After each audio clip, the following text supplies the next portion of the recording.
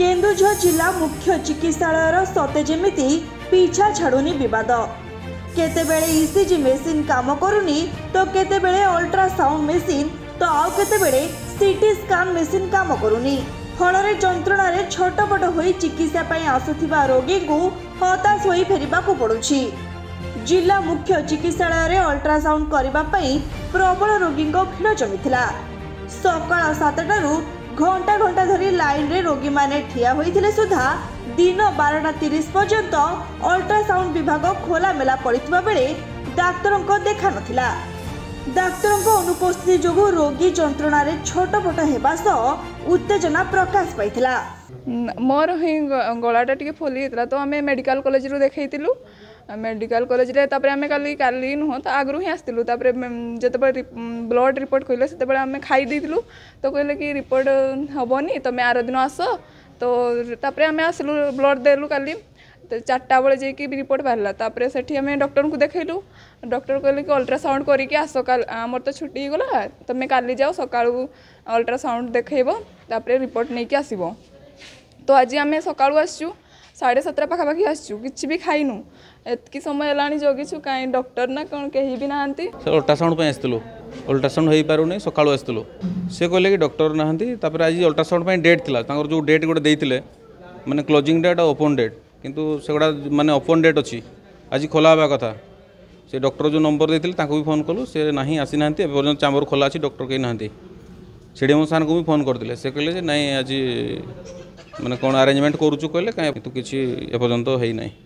झीर तंटी टे फुलला वाला डॉक्टर कहले अल्ट्रासाउंड करने ब्लड काली ब्लड देते ब्लड रिपोर्ट बाहर सारा अल्ट्रासाउंड करने कहले काली आसला बेलू से रिपोर्ट नहीं आसला बेलू पूरा बंद है।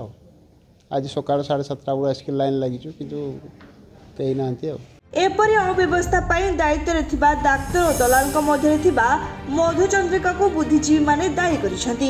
एथिपाई रोगी माने बाहर टेस्ट करी खर्चात हेउछंती। तेणु संपृक्त डाक्तरों विरुद्ध में दृढ़ कार्यानुष्ठान दाबी करिसेंती। सेपटे डाक्तरों अभाव को आड़ करी दोषमुक्त हेबाकु चेष्टा करिसेंती जिला मुख्य चिकित्सालय कर्तृपक्ष।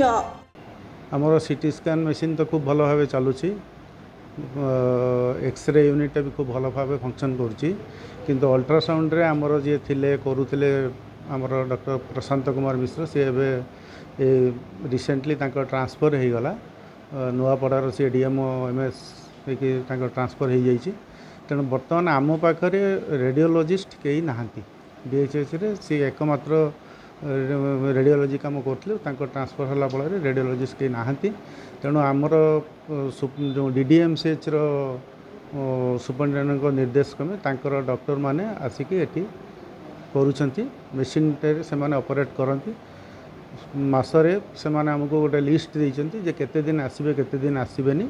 तेणु आमे जो दिन से माने तांकर सिटिका ड्यूटी एडजस्टमेंट पाठपढ़ा को देखी से माने जेतिकी दिन आम एटी अवेलेबल होती आमे अपेक्षा करूँ से माने आसिक एटी करंती एवं रोगी सेवा से दिन गुड़ाक से माने दियंती। आमर डीएचएस रे किंतु निजस्व आमर रेडियोलॉजिस्ट वर्तमान ना अल्ट्रासाउंड जो दिन से माने सर आसुचंती से दिन रोगी सेवा पाउछन जो दिन से माने आसु नाहंती बा आसी पारु नाहंती से दिन रोगी माने सेवा पाई पारु नाहंती। सरकार लोकों को उन्नत मानर स्वास्थ्य सेवा जोगाई देबाकू एकाधिक योजना रे कोटी कोटी टंका व्यवहार करुछंती किंतु सामान्य अल्ट्रासाउंड पई रोगी हंतसंत हेबा चिंताजनक विषय। केन्दुझर पार्थ मिश्र रिपोर्ट नक्षत्र न्यूज।